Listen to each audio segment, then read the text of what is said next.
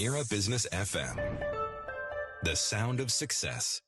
This is Mira Business FM, the morning drive, Thursday morning, usual thing Thursday morning at just gone 10 o'clock. It is the big kahuna from Mackenzie Jones joining me in the studio. Exactly, the warhorse. I have another, when you leave today, you will be described in another way. Oh, really? As well, yeah, I made a little list. I need to get out more. I'm a sad, Did you use lonely AI? man. No, I did good old internet research and then looked through. I have to say, before we go any further, just by way of explanation, David and I have known each other for what, on and off, not well, but about 15 years. Yeah. And you used to come into another show that I used to do, and we used to chat, and there was a day when you brought in a morsel that I find very hard to describe, made by your wife. It's a broken biscuit cake. Recipe is secret still. Absolutely. Some Swedish sort of recipe that she has to kill you or something. It's kind of like a really good biscuity cheesecake base with chocolate and soft good, isn't fruit. They're really special. And you just brought another one. And I have to say, and I don't mean this to be creepy, and I'm going to say it again, I love your wife greatly. She said to me last night, "Are you going to see Tim today?" And I said, yeah, usual Thursday, good chat. And she goes, "Tell him I've got a gift for him." I'm thinking, oh, what's she giving him? And I saw that on the side and thought, he is going to be so happy. I'm over the moon. And we've converted Ferragio, who is working the desk this morning, not as effectively as usual because he's full of broken biscuit cake. But that's fine. You make allowances at times. So nice to see you. And yourself. So a little bit of a change from the norm today because we're doing something for the HR professionals, I think, in this kind of 20 minutes or so. You've been at the keyboard again. Your latest LinkedIn article, January the 27th, and it's entitled The UAE HR Market, a Candid Recruiter Update. I'll let you introduce it, but my first question is, when you say candid, how much reaction have you had and how positive has it not been? I was a bit worried actually about. I mean, I'm not. My view is when you write an article, you should write your view, and it's a view held by Mackenzie Jones as a company because it's the company I run. Yeah. Often people don't agree with it because I don't believe you should write something to please everyone. You should write what you really think is happening in the marketplace. And as an expert in HR recruitment, which I profess to be, whether I am or not, I'm not sure. I wanted to write really what's happening in the marketplace. Now, I got 180 likes. I got 30 odd comments about it. And on the side, I got about 30 texts and messages and WhatsApps. Some were brilliant, David. Very good assessment of the marketplace. Others were, I think you're being a bit harsh. I think you're very anti-British. There was some few things like that. And bear in mind, I am from the UK originally. It was an interesting take on things. So what's the thrust of what you were saying? So my view is we are in a very unique situation in the market within HR recruitment. So the market is depressed, not because the market's depressed, it's because we've had a massive influx of people from the UK and Europe. Where there are people who have arrived here in the kingdom with extremely good skill sets, but they've come here without jobs, which is, I'm still flabbergasted by that move. I'm not saying everyone, this is just a poll of people we took. And what they've done is, quite rightly so, they want to look after themselves, their families. They're taking salaries that are under what the market are paying. So we've had a couple of instances. I'm not saying loads. I can count probably 10 on my hands where people have gone, I've just taken a salary. And what that's done is to people that have been here for a long time, who've got great experience, clients are taking advantage of this, quite rightly so. Sure. And unfortunately, it's created a very unique situation in this community. And I think it's not just HR, it's other areas where the salaries are being driven down by an influx of talent. So people justify this by saying, look, I've made a big move, I'll take this for now, and then I'll move up the scale. But the actual effect of it is it just really drags the market down. But also, that's what you're saying. You take a job because you need to, and I understand that because you have to live and you have to provide to your family. But what happens is you're constantly looking because your perception of your value is X. You've taken X minus whatever. So whatever happens, you're going to look around. If somebody comes to and says to you, another recruiter comes to you and says, oh, I've got a really good job paying 10,000 dirhams more, I guarantee you're going to move. What's happening is then we're seeing more flux in the marketplace and clients are going, well, that person only spent a year with me. That's because you paid them under what the market rate is. So clients have to take some responsibility for this. Is a lot of my clients are really good and they pay market value.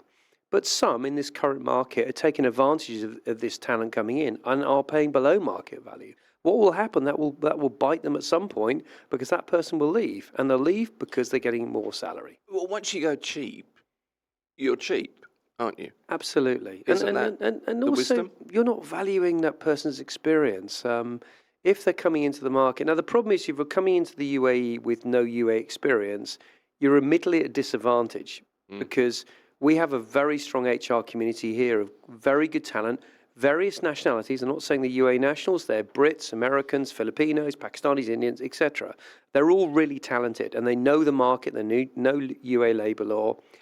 But if you're coming in from day one, you know how long it takes to get into this market, to understand the complexities of it.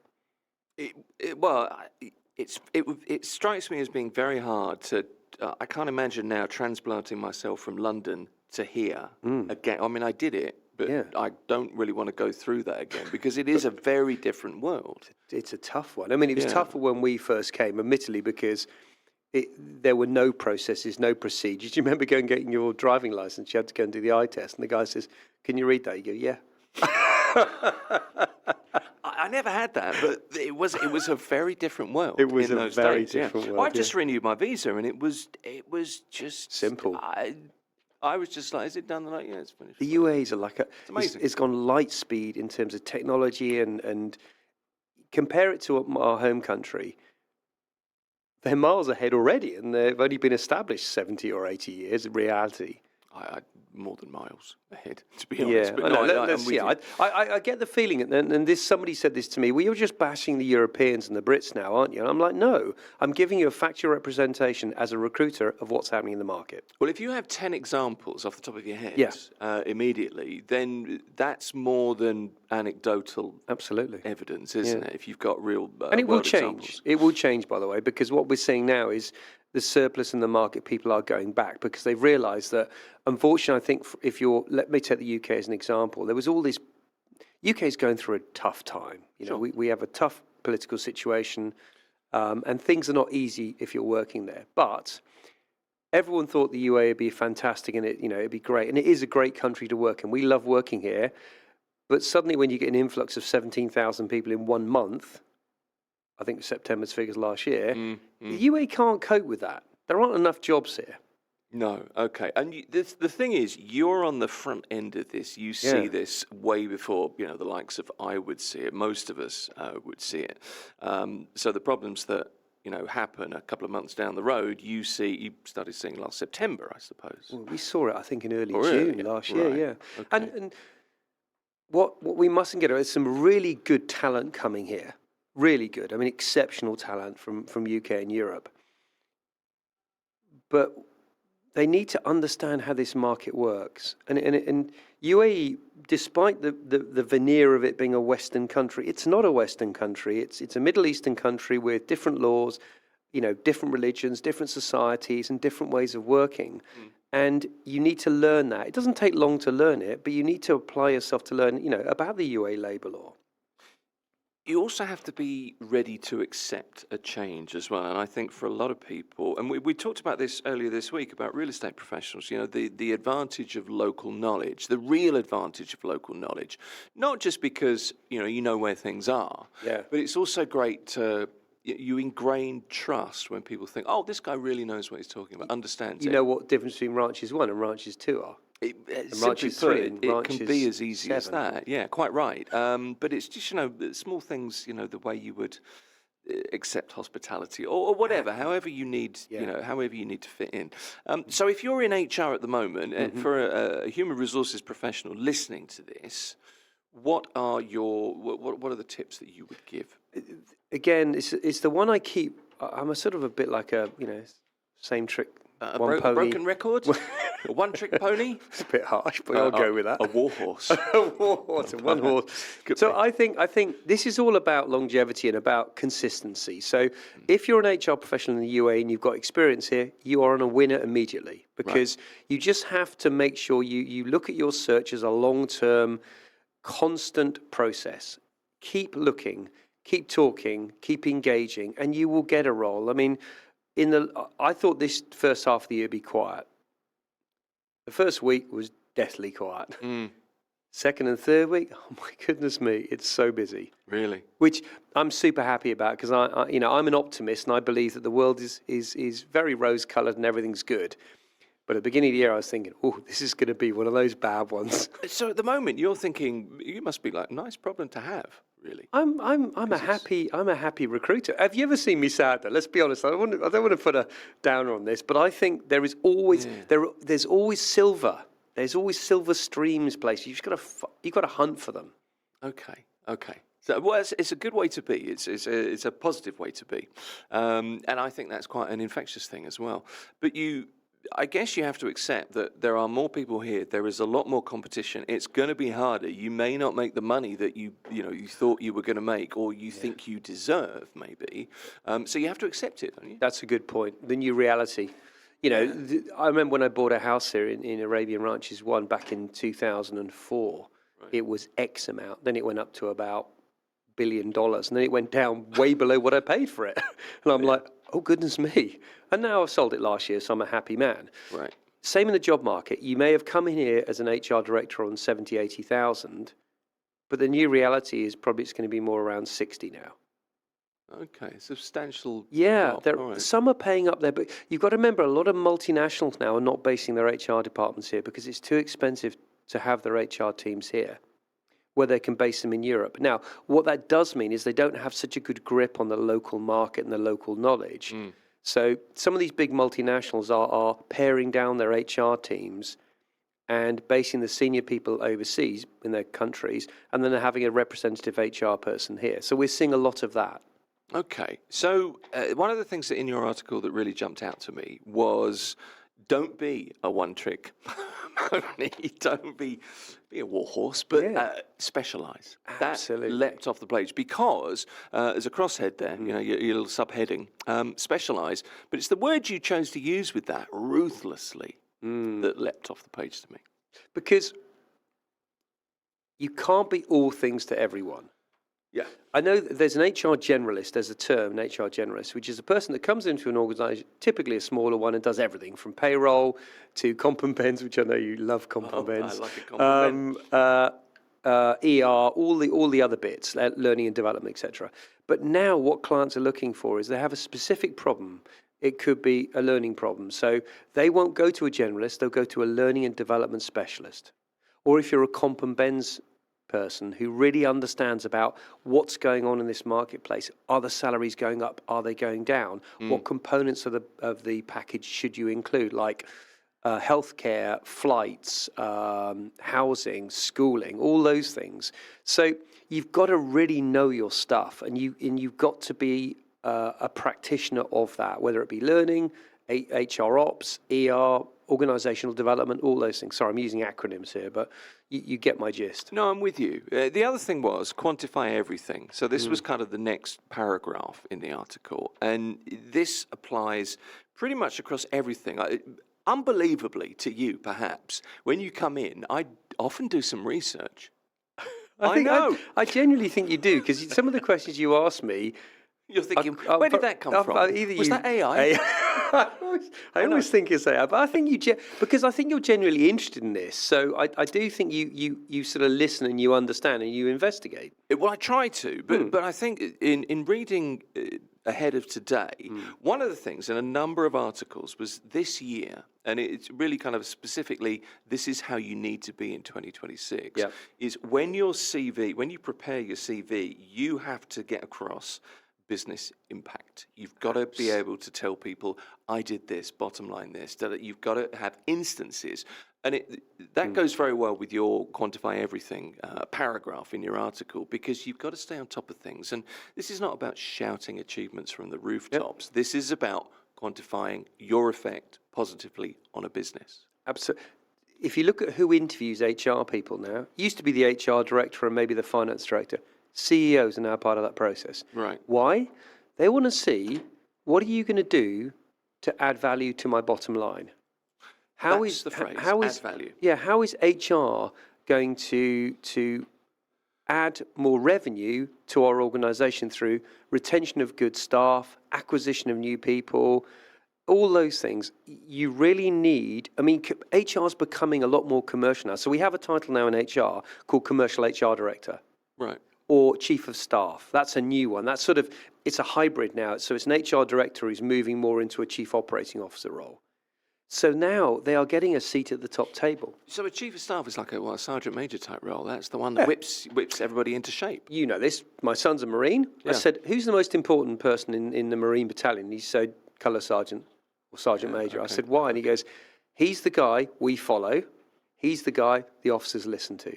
Because he's typically older, more experienced. He's had a number of deployments. It's the same.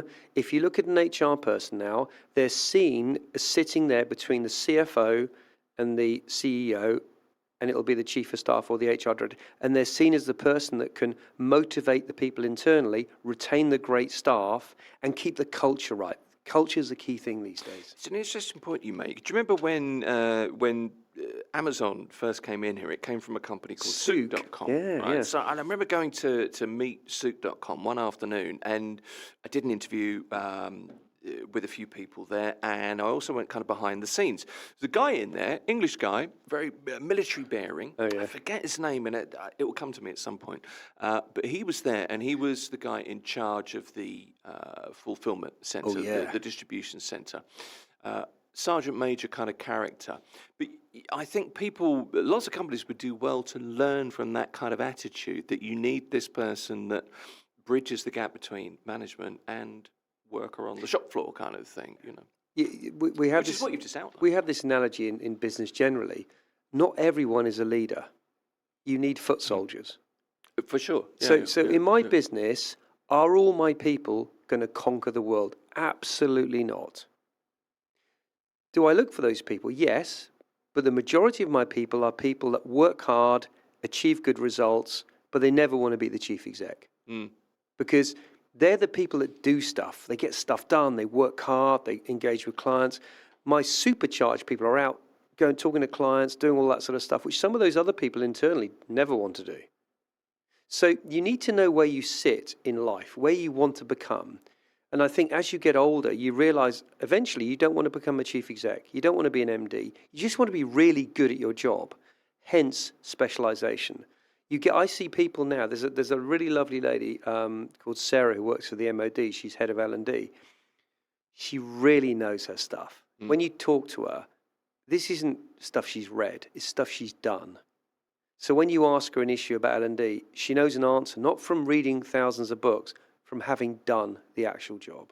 Okay. That's a really good piece of advice, you know. Know where you sit in life, because that's a really good starting point, and that I think as people, when I was younger, I was in the army, not a great soldier, and when I got into my first recruitment job, my boss said to me, "What do you want to be?" And I said, "I'd like to be you." And he said, "I'm a manager. Why do you want to be me?" I said, I want to progress." It wasn't about being the manager; it was about progressing. Okay, and you didn't say I want to be you because that's like a stock answer to the question. I see myself. Pretty sure I did. I was a soldier. I just answered whatever they asked me. I could shoot really well. That's how you treat these interviews, isn't it? It's just, okay, wind him up, let him go. Exactly. One more thing very quickly. We've got 2 minutes before the news, and then we're going to move on to another topic, actually. But what you're really outlining in this article, and I'm not blowing smoke, I genuinely found it interesting, and I like that you're honest. I think. Maybe, as you always say, I'm a little too honest sometimes, and I think that article maybe was a little close to the bone. Sometimes, but I suppose in the HR industry, you know, your friends that are honest, they're your real friends, aren't they? In a lot of ways, probably. So it's a fiercely competitive time. Salary expectations are being reset. And GCC experience is really the anchor. And if you don't have that, get yourself up to speed. I mean, don't worry. If you're coming here and you're new to the region, don't try and learn as much as you can. Immerse yourself and talk to people that really have been here a long time. And if I was an HR director coming in for the first time, I'd find a really good HR manager who's been here 10 years and say, right, teach me everything. Just give me an idiot's guide to the UAE and spend 6 to 12 months learning about what's going on here. That could be something as simple as this is how you deal with a person from here. These are the sensitivities you need to consider. Things as simple as that, really. Well, also, don't judge a book by its cover. I mean, we have. I think you said 215 different nationalities here. Something like that. They all interact differently to you. Yeah. So you need to adapt the way you interact with them. Okay. And specialise. Absolutely. All right, then. It's the morning drive. It is all about HR this morning. In a few moments' time, we're going to come on to a question that we all want a positive answer to. Will UAE salaries increase in 2026? And the big kahuna from Mackenzie Jones is not moving from that chair. During the break, we'll eat some broken biscuit cake as well. Right now, the news is next. It's the morning drive. It's Mirror Business FM. Continuing with our HR, I was going to say ruminations, discussion. More appropriate words, probably ramblings. It was my guest. David Mackenzie is still with me. Here's a question for you. And I'll put this to you in a moment. Companies not expected to raise wages across the board, but to do so selectively for critical roles and high performance. That's the headline from a story in The National. It was at the weekend. And I'm hoping we can delve a little bit deeper into this, David. After all, for a change, it's something that we all kind of hope will affect us, I suppose. Yeah. So, living costs remain high. Companies are reviewing their budgets. The latest reports state that salary increases across the UAE are expected to be more cautious this year. For most employees, Cooper Fitch's UAE Salary Guide 2026 certainly says that. Would you agree with that assessment, more cautious, or would you say it's maybe not even that positive? Look, Cooper Fitch is a good consultancy. The guy that runs it, Trevor's he's been here as long as I have, and he knows the market very well. Mm-hmm. I think the problem with salary surveys, they're produced to give a bit of a story. Sure. And I think Trevor's lot are very smart. I think that's optimistic. I think the reality is most people won't get pay increases. The only people that will do is if you have gone above and beyond your normal job or you're a key member of that team.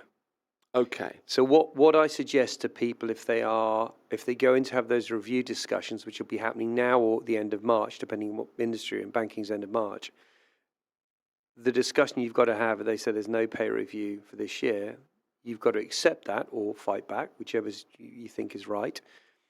But you've got to set very clear goals for the coming year so that you're not in the same situation next year. Because if they say to you, well, there's no pay rise, and you go, well, I've done really well this year, well, the company hasn't done that well.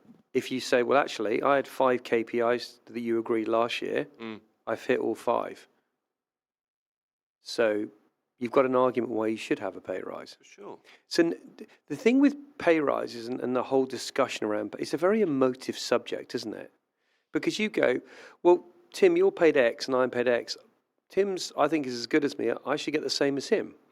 Why? It's also really, we talked about this so many times, but it's so difficult to broach. Look, I have a kind of a policy. I remember joining a company years ago and somebody saying, so, what's your contract? What are you on? And I said, I'm not going to tell you. Yeah, wise. I'm not going to talk about that. And it was like, no, you can tell me, we're mates. And I went, no, I'm just not going to talk to you. Well, and it was, I'd offended this person. I said, look, I'm not trying to offend you. I just don't talk about it. I don't care what you make. It's got nothing to do with me. And I'm not going to tell you what I make. It's just not relevant. It's the biggest cause of upset in a company when people start discussing their salaries. And everyone goes, oh, you should be open. No, it's not. Because it's like if you've got one of your friends that's earning significantly more than you and you go out for dinner, well, why can't he pay a bit more?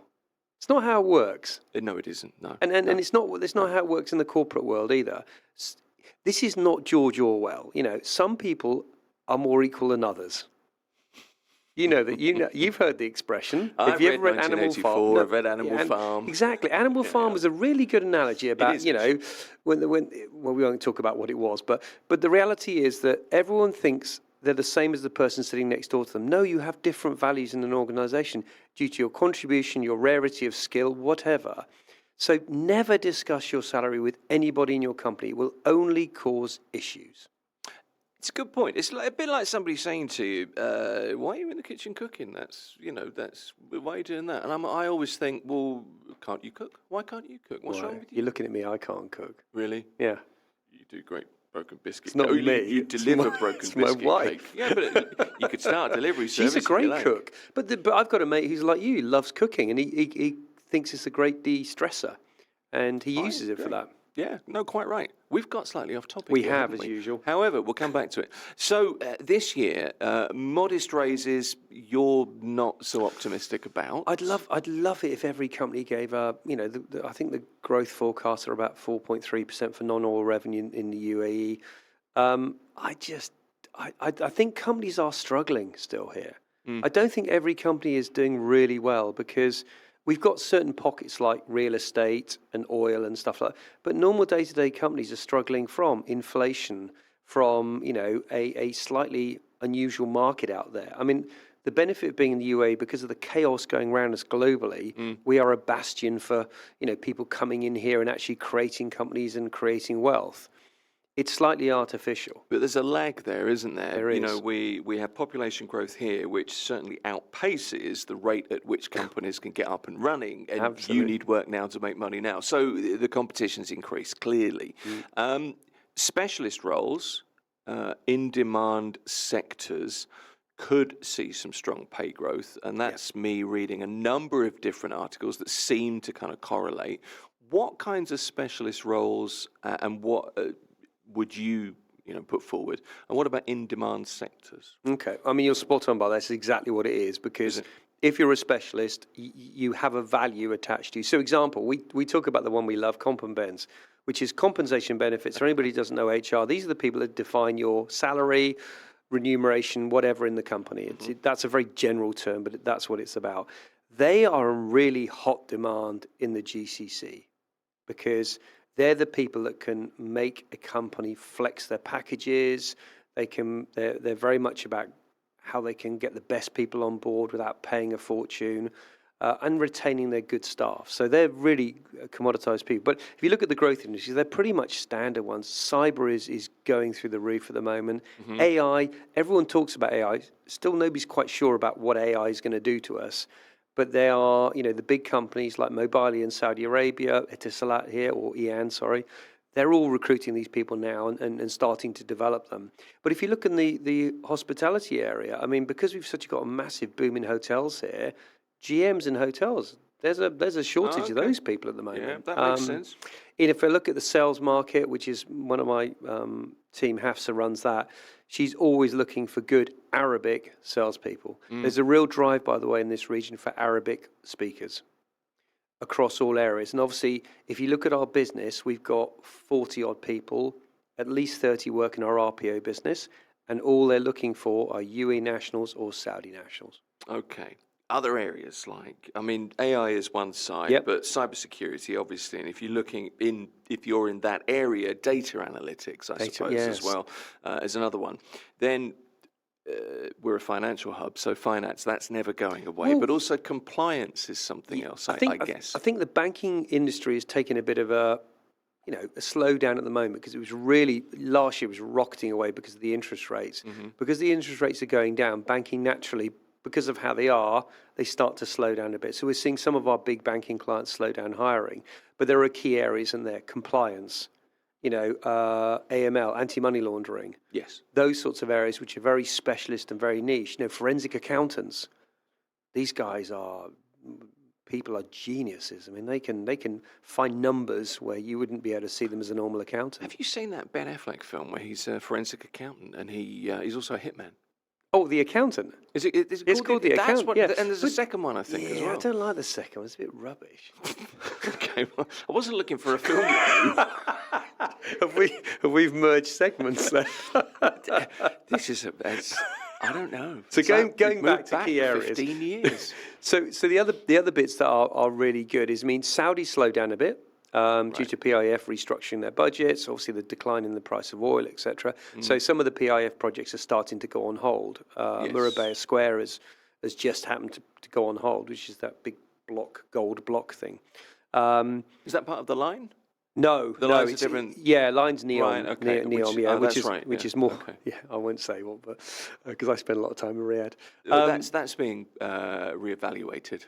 Yeah, let's say that. So So if you look at somewhere in Saudi, there's a huge demand at the moment for people that have good equities, M&A experience, because there's companies coming in here, set up companies and stuff. So again, these are all niche areas that people go into. But if you look at our functional areas, HR, finance, legal, tech, etc., all of those areas, bar HR at the moment, are quite busy. Right. But they're all specialist roles. So business development directors working in HVAC, or business development directors working in consumer businesses. So they're growing the businesses. Gotcha. So things are a little bit squeezed at the moment. Let's say it's tight, isn't it? Can I ask you something? Well, you kind of mentioned AI and the uncertainty around AI. Not really how does it work, but just what's it going to end up being. We don't really know. Do you think? I mean, we keep hearing this, that the introduction of AI in lots of teams is allowing businesses to reduce employee workloads? Are we seeing that? Are we seeing it reduce employee? Are we seeing less people because of AI? Well, I think there are two questions you asked. One is the first one. Is it? Are we seeing the workload, and then there's the person. I think it absolutely is going to take away some of the repetitive tasks that we do. Okay. So, example, how do recruitment companies use AI? We use AI to screen CVs on keywords, very simply. I mean, it's very basic AI or rules-based AI. So what that means is we then can cut the 700 or 800 replies down to we just screen 10. So that fee is a massive cost saving. In businesses, I think they are going to start reducing the amount of work that each employee does. But you know what's going to happen here? They're going to cut the workforce.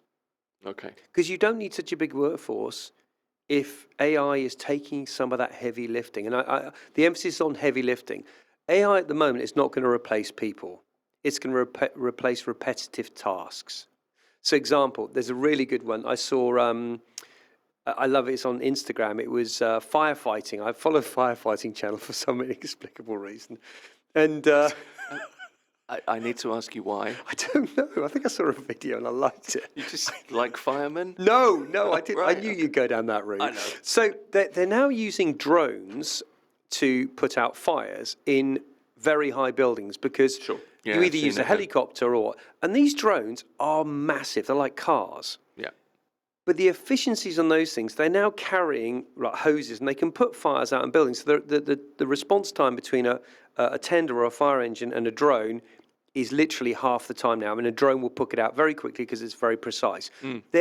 What they're using is these drones are using AI to mobilize it. So in America, there's a fire department that when they get a 999 call, AI assesses, is this a tower block, is this a residential house, or somebody's Tesla's on fire? And they will mobilize without any human intervention which tender goes out, the one with the drone or the one with the people. Amazing. I know. I was super excited by that. I'm not sure why. I'm a little bit speechless because I need to get that account from you because I love the idea of just watching drones. Brilliant. Firemen. But what it's doing, it's saving lives. Sure. You're using less fire people on tenders. And the response times are quicker, which means you will have to have less tenders eventually because they'll be more optimized. So this is where AI is going. It's all about efficiencies and speed, etc. In my business, somebody said, do you think AI will take over a recruitment consultant's job? I suspect it will do one day, but only when the client is an AI person as well. Yeah, okay. So you are seeing it. That's really what I wanted to get from you there. Because there's something else in this article. I think this was the National article, and this was Mahesh Shadapuri, who is the founder of Task Outsourcing, okay? And this kind of leapt out. He was interviewed. He says, first of all, middle management roles in the UAE aren't disappearing, but they are being reshaped by technology. So it's, I'm interested in your opinion on that. As organizations adopt AI, analytics, intelligent workflow systems, the need for traditional supervisory layers is reducing. That's what he thinks. Middle managers who add strategic and digital leadership value, however, will remain essential. So again, it's that specialization thing coming in. And what he said is pretty much what we already know, isn't it? we talk about a certain president in the US who's talking about bringing factories back to the US. The reason why those factories left the US is because they weren't efficient. They went to other countries where they were more efficient and cheaper. Yeah. If he brings them back to the States, that isn't necessarily going to increase the amount of people working in those factories because they will be staffed up by robots and by AI. So you have to listen to what people are saying when they say AI is going to improve our lives or improve our work life. It will reduce people, but it will make those people more specialized and much more efficient. So in theory, at some point, your salaries will go up because you're more specialized and you're worth more. And the company is still making as much money with less people, you'll probably get paid more. You also may get paid more for this. This is the other thing that Mahesh Shadapuri said. Candidates with UAE experience continue to command a premium, particularly at mid to senior roles. So I'm taking from that local experience that we've been talking about so much today is still very clearly valued. And potentially, if you've been here for a while, you can really offer something locally, culturally, that's relevant. Maybe there is some extra cash for you. Well, one of the things I think people forget about now when I interview candidates is your knowledge of the people here, who you know. So somebody said to me the other day, do you know this lady at Noon? She's the HR director, a really lovely lady. And I know her, so I just phoned her up. Said, I understand you're looking for this job. Can we help you? She went, yeah, no problem, David. That's such an undervalued thing, though, isn't it? That's what I mean. It really is. And this is when you're being interviewed, you've got to talk about your network, don't drop names, but how you can improve that company with your network out there. So example, if I've got an HR query, I go to Jen, who's my HR contact, who I've known for 10 years. She's super smart, and I get her advice. It costs me nothing, but when she wants something from me for her business about salary service, I'll give it back. This invaluable network of contacts and knowledge is one thing that people in the UAE and Saudi have. It's also a thing that you realise as you get a bit older, isn't it? I know I phoned you up to come in and join us here, and somebody said, how do you know David? I don't know, just a bloke I know from years ago. But, there is somebody, because you're a person known in this particular industry at this level. You're just a bloke that brings broken biscuit cake. But I'm like everyone. I mean, I'm a person that is genuinely interested in what he does. I love being a recruitment consultant. I've always said this to you. I don't like running a company. That will change at some point, probably in the near future. And sooner than you think. Yeah, maybe sooner than I think, if I keep writing those articles. But the reality is you have to be passionate about what you do. You don't have to be all-encompassing and talk about it all the time, but you have to be really interested in what you do, and that comes across when you're interviewed. And you should also phrase it in a way that people believe you as well, because I'm really passionate about accountancy. Say, I really like. No, but hold job. on. I'm really passionate about recruitment. I mean, let's face it. That's not the most interesting industry in the world. It's like saying I'm really passionate about, I know I'm not picking on accountancy for being, the stereotype. I'm just, when people say I'm really passionate, I'm a cynic, and it's just. No, but I've got a mate who's an accountant, and I said, "What do you like being an accountant?" He goes, "I hate being an accountant. It's like being a real estate agent." I said, "What do you like about it?" He said, "I love numbers.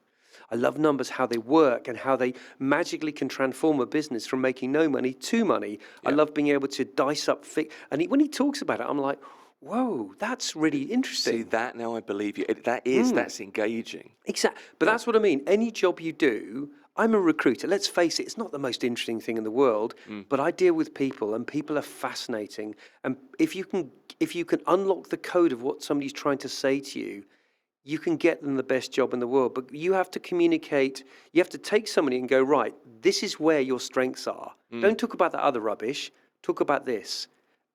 And when you've got that secret, you know the DNA of what you're good at, you'll be employable everywhere. Be curious, not judgmental, as Ted Lasso would have it. Love you've referenced Ted Lasso. But also, we talked about a person that we mentioned earlier on, that my perception of that person was I didn't like them. I then met them, and I'm like, actually, they're really nice.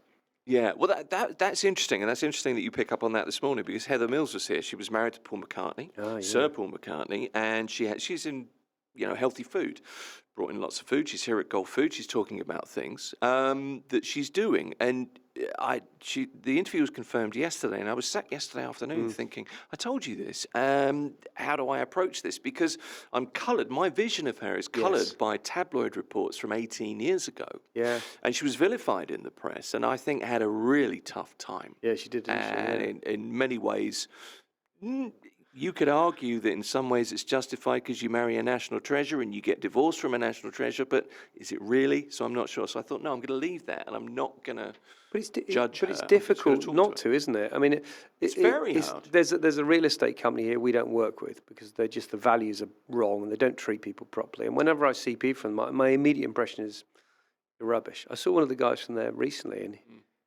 I said, look, this company's terrible. I'd know. And he goes, yeah, they are, but let me explain what I've done. And he told me what he'd done. It was fantastic.